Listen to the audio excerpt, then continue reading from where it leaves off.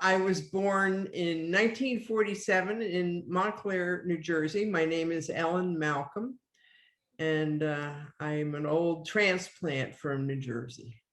Okay, so the first question we ask is, what was your life like as a child? I mean, what kind of interests did you have, influences in your background that maybe led you to being interested in women's rights? Well, actually, anything that had me going into women's rights was sort of from the negative. I grew up in a very upper middle class suburban town. My mother was very involved in the community, volunteered and had leadership positions in all kinds of organizations. So I learned from her a real commitment to giving back, but it was all very volunteer driven, and underlying all of that was her personal story. She had worked as a secretary, married my father, who died when I was 8 months old. She went back to IBM and worked for a little bit, and then met my stepfather, and they married and had two sons. So we all grew up together, the five of us. And her view was I should learn how to type. And she'd always, that's what she wanted me to do. And something inside of me said, no, I don't want to type. That is not where I want to be in my life. No, no, no, no, no. And I remember one time her saying, Ellen, I don't think you understand this. If you learn how to type, you can work your way up and you could be the secretary for the president, and you could be right there when all the big decisions were being made. And I thought to myself, I think I'd rather make the decision. The other thing I learned from my mother, it was such a 1950s kind of upper middle class viewpoint.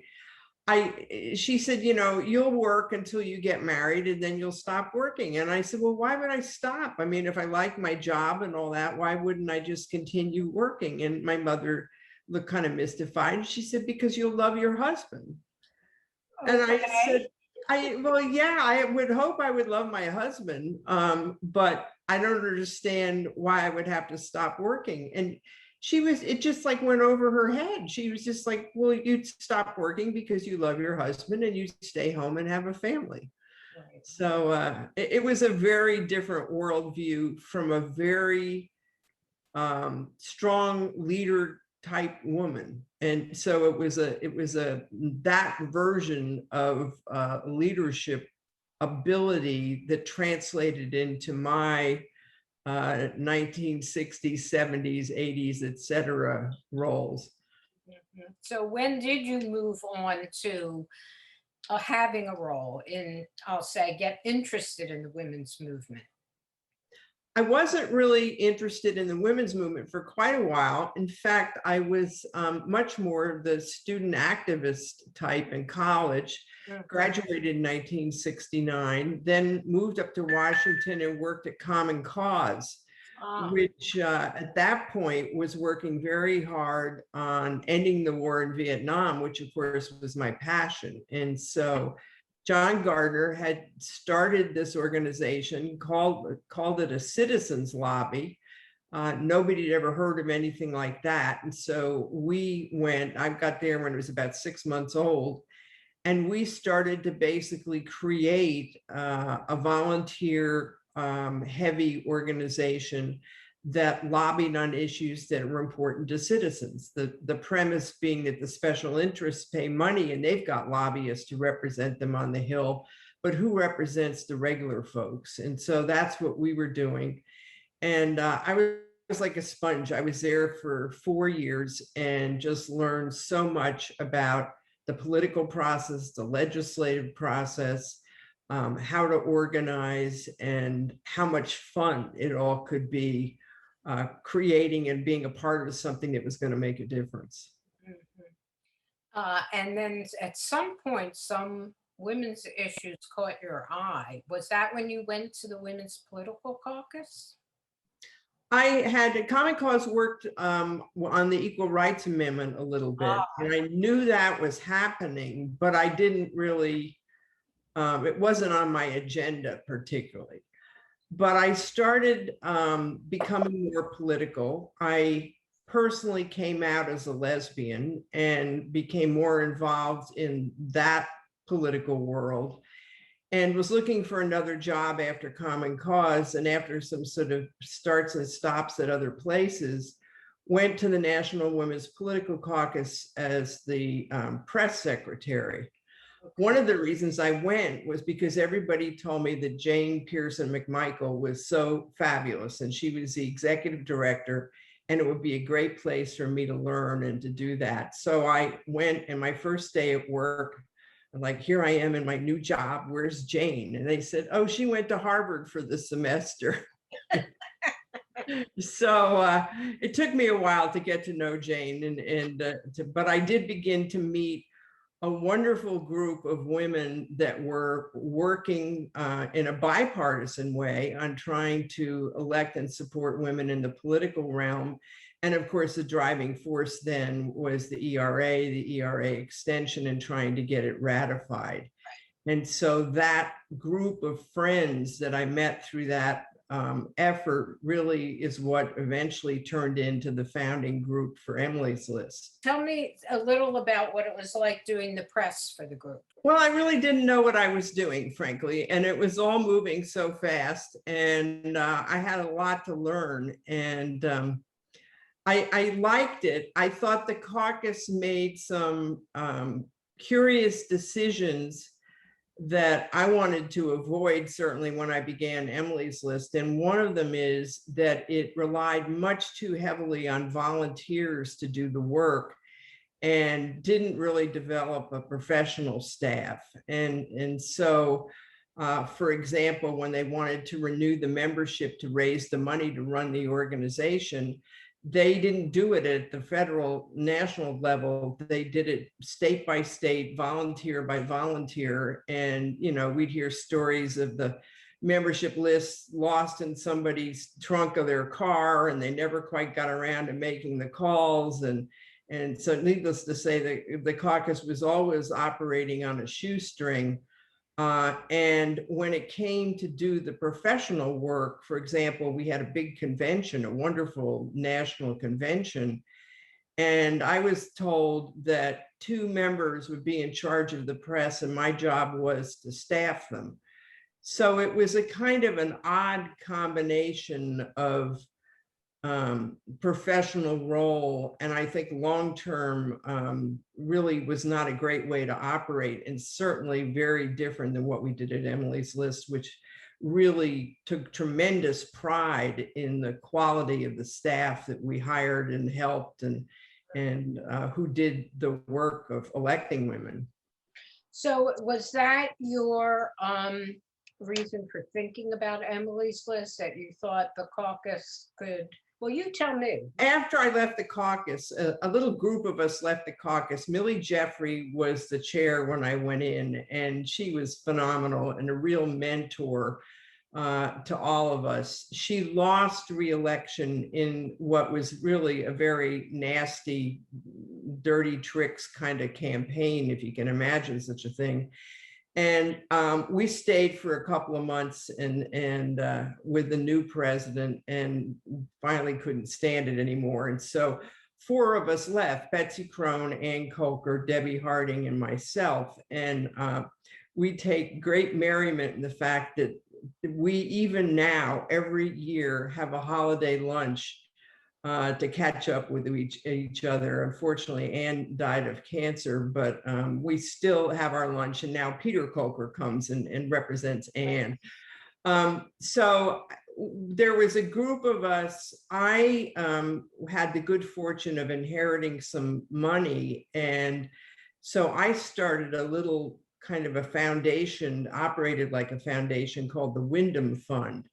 And Lael Stiegel, who had been the development director at the caucus, became the executive director of the Wyndham Fund. And so we were funding a lot of women's empowerment kinds of activities. And that all sort of took place in the early 80s.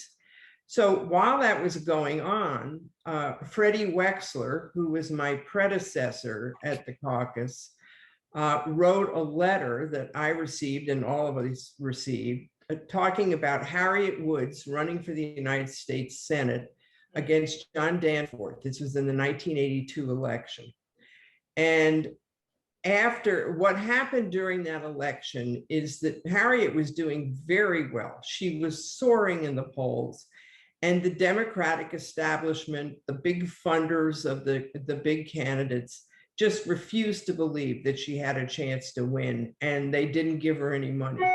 And the result of that is she ran out of money, literally, towards the end of the campaign. Danforth had as much money as he wanted, and so he just made up all these things about who she was and what she was going to do, and she couldn't defend herself. So she lost the election by about 25,000 votes. And out of that process, we were furious. We had heard that story at the caucus over and over again of women who were ready to run, and the guys would not believe, they wouldn't give them any money. And because they never could get any money, of course, they would lose. So it became a self-fulfilling prophecy. And so we decided we wanted to do something differently. And the first thing we needed to do was to raise early money. Because if we could get enough money into the women's campaigns, maybe the guys would take the women seriously and they could continue funding the whole effort from that point. And so we had this early money idea. I came up with the name that reflects the early money concept. Emily, in Emily's List, of course, is early money is like yeast, because we wanted to make the dough rise. And so in 1984, we did a little kind of dress rehearsal, jury-rigged kind of version of what is Emily's List today. What we essentially did was create a chain letter. And we wrote a letter about the women running for the United States Senate. We sent it out to everybody we knew. We said, here's the campaign address, send them a check. You know, early money is like yeast. We've got to get in there and make this happen. And we sent it out and asked people to forward it to their friends. And we get all these reports like, that's a great idea. And I send it to my mother in Des Moines, and she forwarded it to her friends. We didn't know who the friends were, who the mother was. We didn't know if money had actually gone to the campaigns. And unfortunately, the women running for the Senate didn't really get off the ground. I don't think any of them got more than 45% of the election. So it was a sort of a kind of a kernel of an idea, but if this was going to work, it had to be turned into a more sophisticated operation. And so we decided to go ahead. I had finished my MBA, and I said, I'm willing to try to make this happen. And so I became the president then of this brand new organization called Emily's List. And that was our first election was in 1986. The caucus was bipartisan. And I was told that even though it was bipartisan to think about, now you had to support certain issues. It didn't matter which party you were in, but you had to be of the same mind on certain issues, one in particular being, well, choice and the ERA, certainly. But Emily's List is partisan. We did a lot of things differently than previous organizations. The first one, and the absolutely core of what makes Emily's List work, is this way we reinvented political fundraising. Because up until that point, what a political organization would do, a PAC, would raise money for itself, and under the law, a PAC was allowed to give up to $5,000 in any election. So 5,000 in the primary, 5,000 in the general. Okay. Well, we said, that's great, but that's not going to be enough money to make a difference. And we really need to amp that up a lot.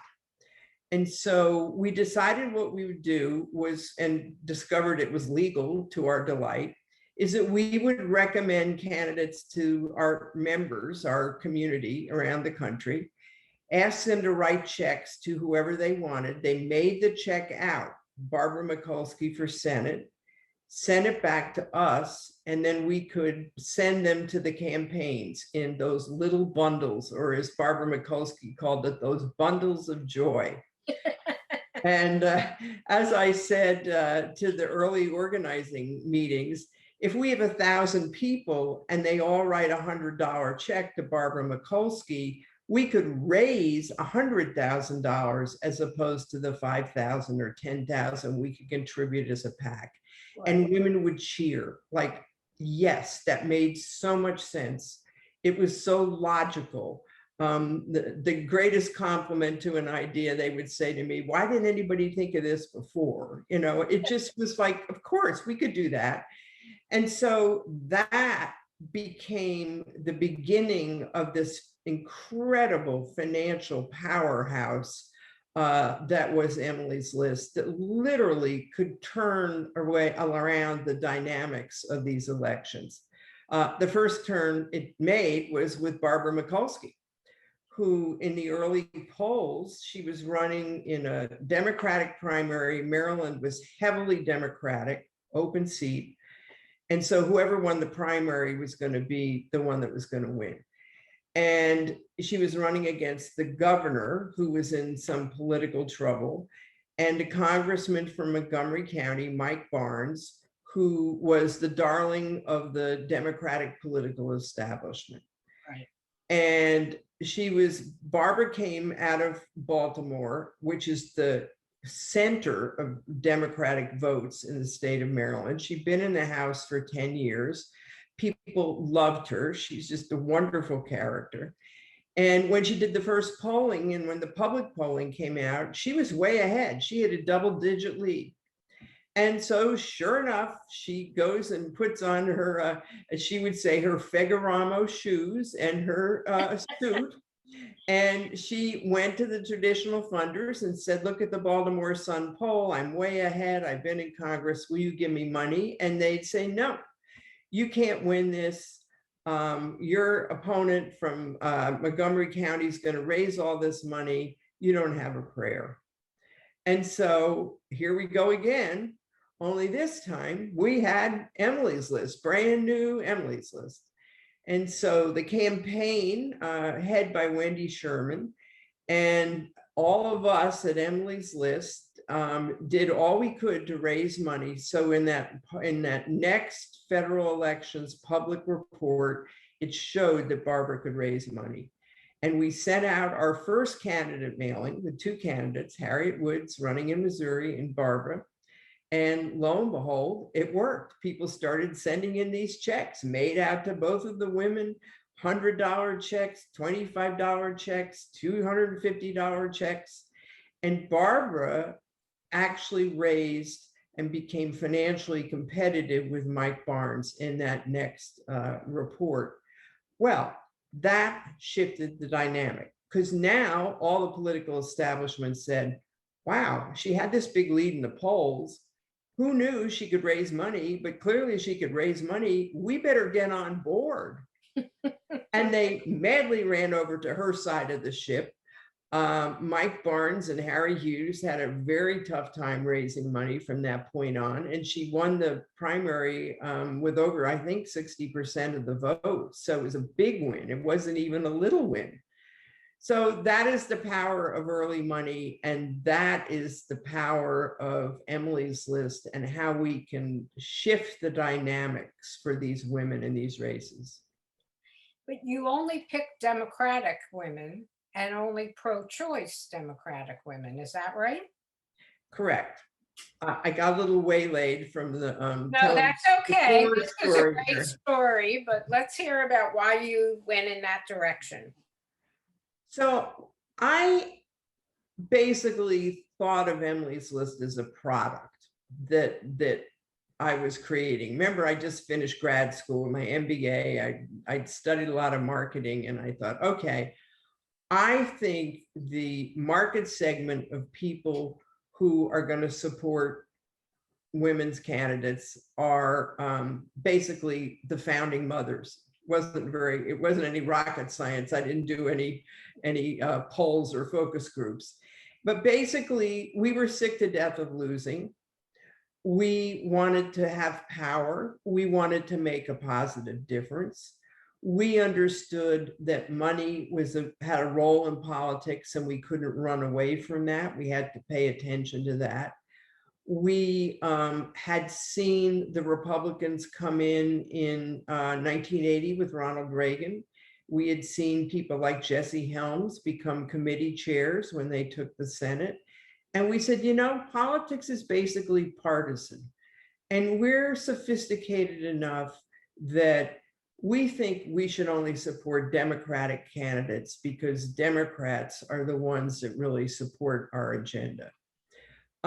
We believed that we wanted women who were progressive and feminist.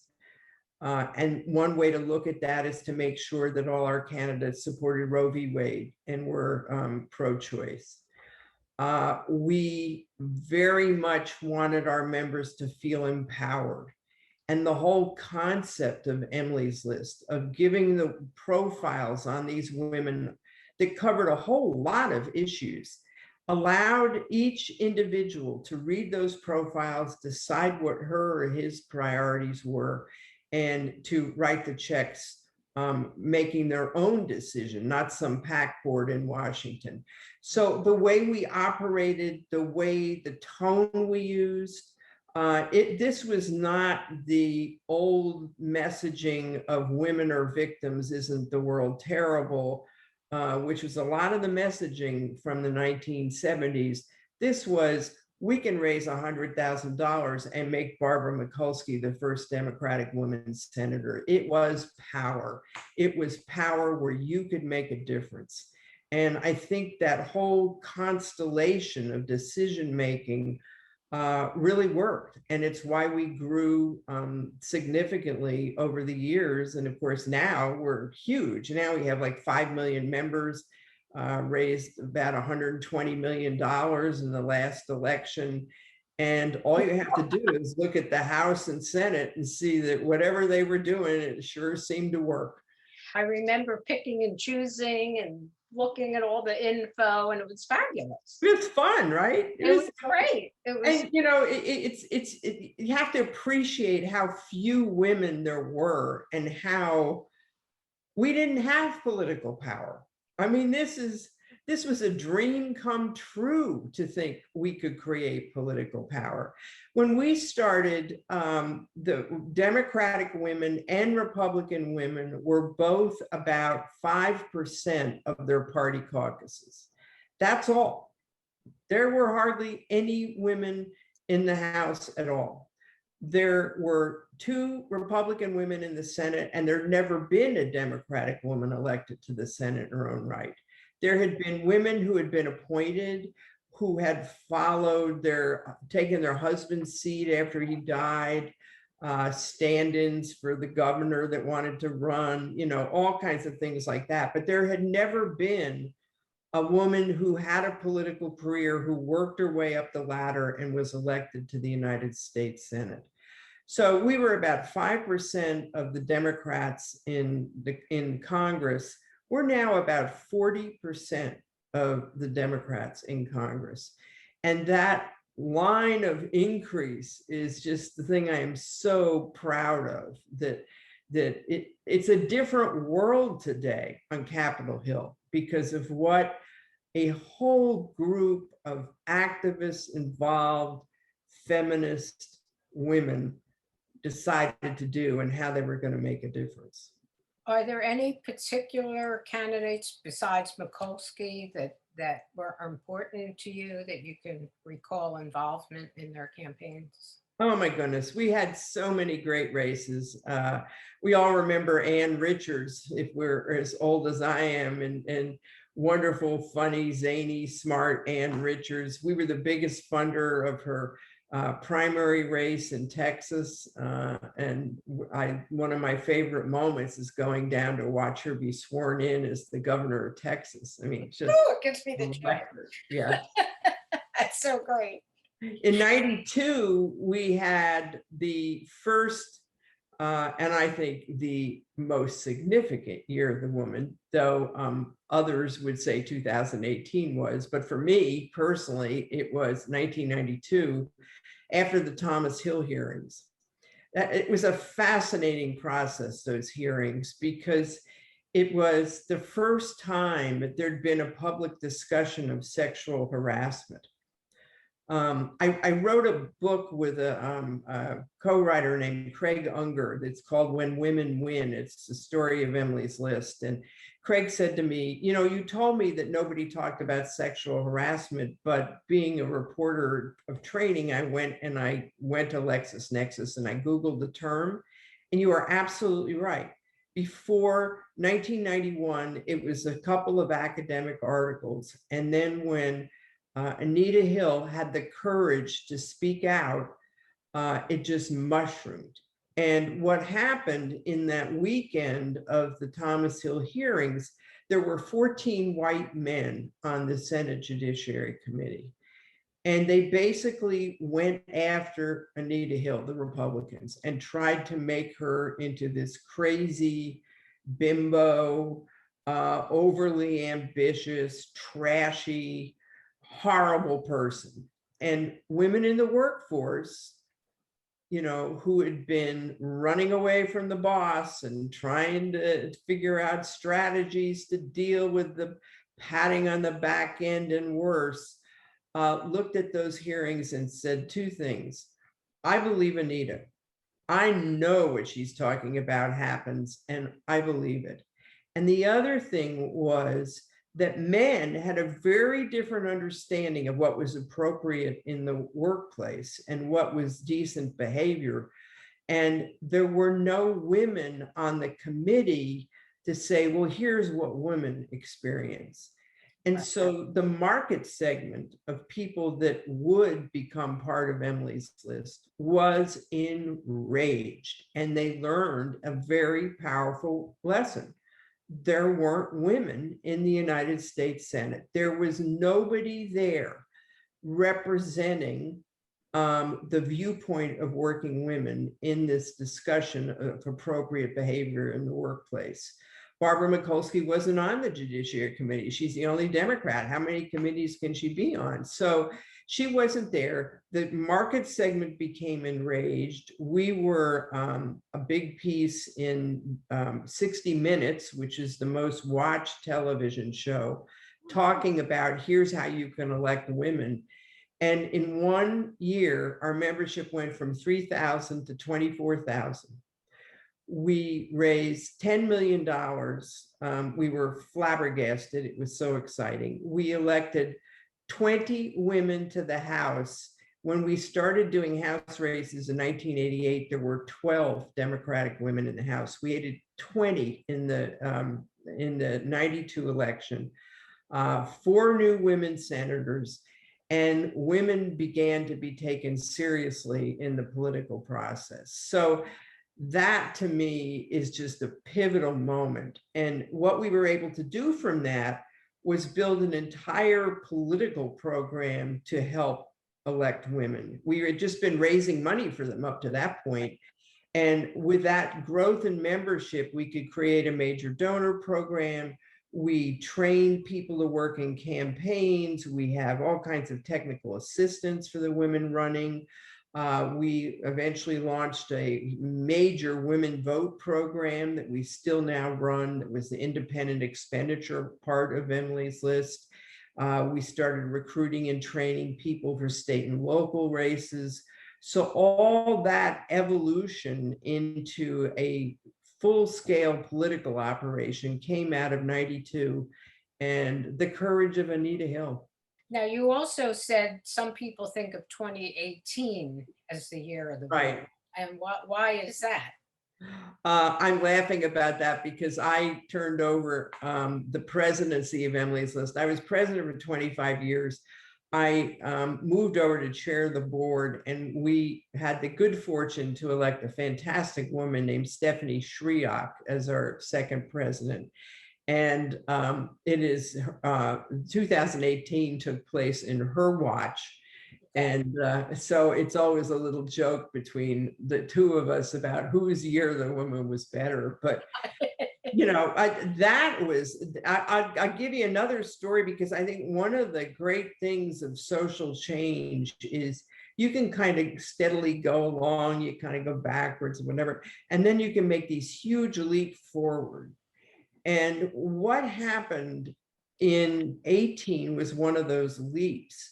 It came out of Hillary's loss for president in 2016. And the disgust and rage women felt that this awful Donald Trump, who just was so demeaning about women and you know, non-white voters, and he just was a horrible person, that he could defeat Hillary Clinton, and it was just crazy. So from the Women's March on, women were feeling their political energy in a way they hadn't really since 1992. And one of the great examples of that was the people who reached out to us and said they wanted to run for office. I mentioned we had a little program that was trying to train and work at the state and local level, but you know, we never had enough money to fund it. It was my love, but it just was hanging in there, but it didn't have a lot of resources. In the previous election cycle, about 920 women reached out to Emily's List and said, I want to run for office. This surge of women came from the Women's March, the post-election energy, and it kept coming and growing and growing and growing. And by the 2018 election, 50,000 women reached out to Emily's List and said, can you tell me how I can run for office or help my good friend run? And so we ramped up the program. We multiplied the staff. We created these webinars, online ways of training massive amounts of people, because obviously we couldn't do them all in advance like we used to do. Just did all kinds of ways of finding to help women, get them plugged in. And that, I think, will have this huge long-term impact, because as we see women moving into state and local races, we're going to see the same kind of shift that we've seen in the Congress. Remember, I said we went from 5% to 40% of the Democrats. We're going to see that happen over the years at the state and local level. And that means that the agenda in the states is going to be driven by women who are in leadership positions, committee chairs. They're in big numbers, not the sort of 20% that it is now, but big numbers who are going to start turning this country around. And really, I think, being the antidote to a lot of the unhealthy right-wing policies that we've been watching. Wow. Tell me again, how much did Emily's List raise this past cycle? About $120 million. That's really amazing. Yeah. It is. I mean, it just warms my heart. What can I say? I have to tell you, people ask me every once in a while, did you know it was going to be like this? Well, no. I mean, we had a plan. I thought the plan was fantastic. I thought, my job is to make sure as many people know about this as possible. But at the end of the day, we'd have these steering committee meetings, and it was like, wow, can you believe that? And every time it was like more money, and we elected somebody, and then we elected a lot of somebodies. And it's just been fantastic. And I just have such affection for our old guard members who just believed and were willing to write checks and get behind those beliefs. And know that they see the Congress now. They see Nancy Pelosi taking that gavel after the 2018 election.